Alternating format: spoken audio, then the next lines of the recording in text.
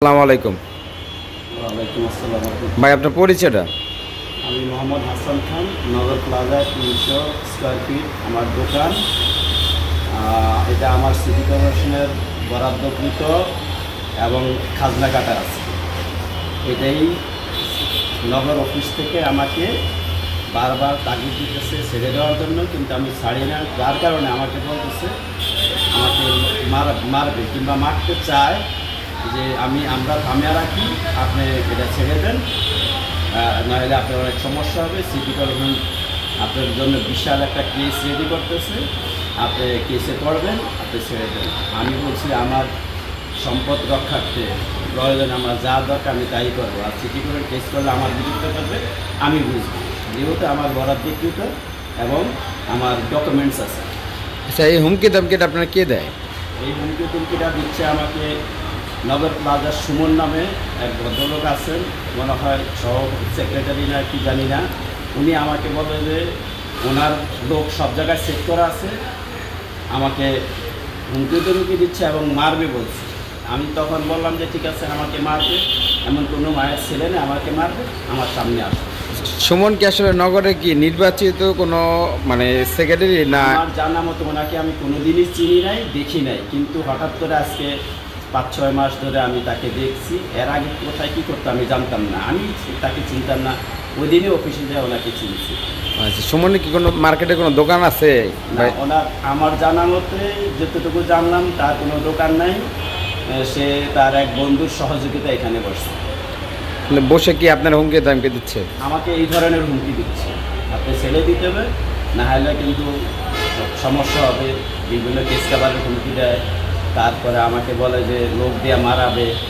আবার আমার থেকে তারই এক লোক আমার থেকে বলে যে আপনার এই সম্পদের এত এত দাম আছে, আপনি কিছু টাকা দেন, আপনি এটা ঠিক থাকবে। ওই লোকটা কে? ওই লোকটা মোহাম্মদ বাচ্চু। বাচ্চু কি কোনো সভাপতি?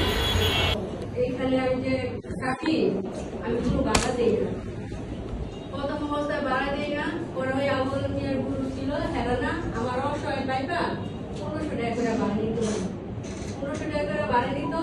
কিন্তু মাঝখানে হেরা চলে যাওয়ার পরে আমার তার কেউ ইয়ে করে না, ভাই বাড়া না না মানে আমি ফ্যামিলি নিয়ে খাইয়া দিই, অনেক শান্তিতে আছি। এই যে মার্কেটে নতুন করে কমিটি এসে হেরা আমার চাপ সৃষ্টি করছে, 15,000 টাকা ভাড়া হিসাব করছে, 1 বছরে 18,000 টাকা দেয়। আর এই 18,000 টাকা দিলে আমি আমার ব্রিজে এখানে কাজ করতে পারো, তাহলে ভাই আমার উঠাই দেবো। আমি যদি আমার উঠাই দেয় ভাই, আমি বড় অসহায়, আমার যদি সামর্থ্য থাকতো তা আমি দিতাম।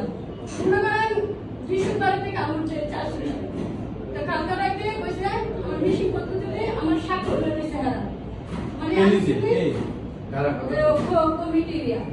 আমার স্বাক্ষর হয়েছে, মানে আমি যদি কালকার ব্রেকের ভিতরে যদি না মানে হেরা স্বাক্ষর হয়েছে, আমি নিজ চেষ্টায় আবার ব্রিজ প্যাক করছি, মানে আমার নিজ ট্যাগ করে ছেড়েছি, কিন্তু আমি কিন্তু সারি নেই।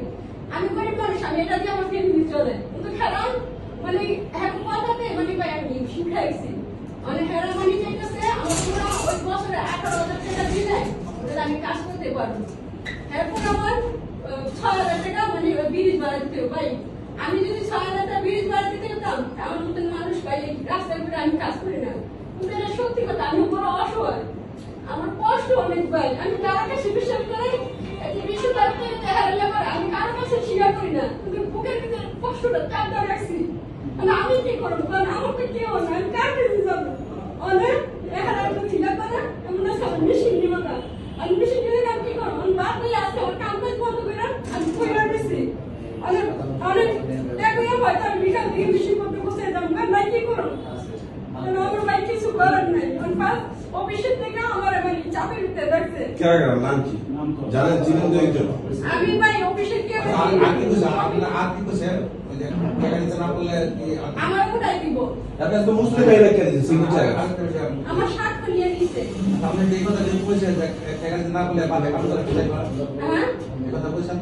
কি ওই হ্যালোকে কি কইছেন যে টাকা দিতে না পারেন সভাপতি বাসায় কাম করে? হ্যাঁ, মানে বিশুদ্ধ দিন এই কথা কইছে, আপনি যদি কর্ম যদি নাই করতে পারেন, যদি আপনার সমস্যা হয় তাহলে সভাপতির বাসায় কাজ করে আপনি টাকা শুধু আমি কি আমি ফিরে হ্যাঁ বাসায় কাজ করুন কি কারণে মানে আমি এই কথাটাই কইছি হ্যাঁ আমি আমার এই কথাটা কইছি আমি হ্যাঁ বাসায় কাজ করুন কে আমি তো ভাই চিনি না মানে দেখতে চিনি কিন্তু আমি নামও জানি না তিনতলার ব্রিজের এখানে নগর জাকির মাঝামাঝি কিন্তু ভাই আমি বিশেষ করে হয়তো আমি আইসি মানে অল্প বয়সে আমার মা আমার স্বামী আমার পছন্দের আমি সত্যি কথা এই জায়গায় কাজ করে আমরা বিয়া দিচ্ছি কিন্তু আমি কারো কাছে যাবো না আমার এই কর্ম দিয়ে মিশেছি আসলে কিন্তু আমার সব থাকতো ভাই আমি কষ্ট করতাম না না কোনো মালিক নাই হ্যাঁ টয়লেটের ওয়াল আছে না ওই সাইডে আছে ভাই বাথরুমের অনেক দূর বন্ধ কেউ যদি একটা মাল নিয়ে হয় না ভাই এটা কিসে বন্ধ হয় পড়ান ভাই সাইডে বাথরুম তো তারপর আমি মানে এটা ফাঁকা একটা অভ্যাস হয়ে গেছে গা কিন্তু তখন খেলা যে চাপ সৃষ্টি করছে ভাই আমি কাজ কেসে যাই নাই ওরা বিলাম ভাই কাছে আপনি আসেন বিলাম ভাই আমার অনেক পছন্দ চিনে কিন্তু আমার কিছু করার নাই আমি কাকে যাবো মানে আমার কোনো সময় না এইমাত্র আপনার কাছে লোক পাঠাইতেছি আপনার আনার লেখা আপনি নিশ্চিন্তে থাকেন ভয় কিছু নাই কাকার আছে আপনার সমাধান একটা হবে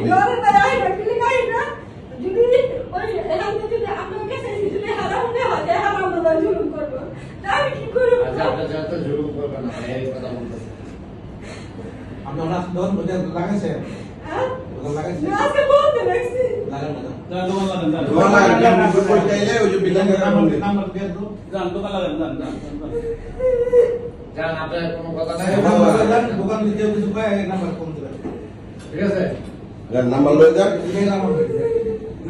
দোকান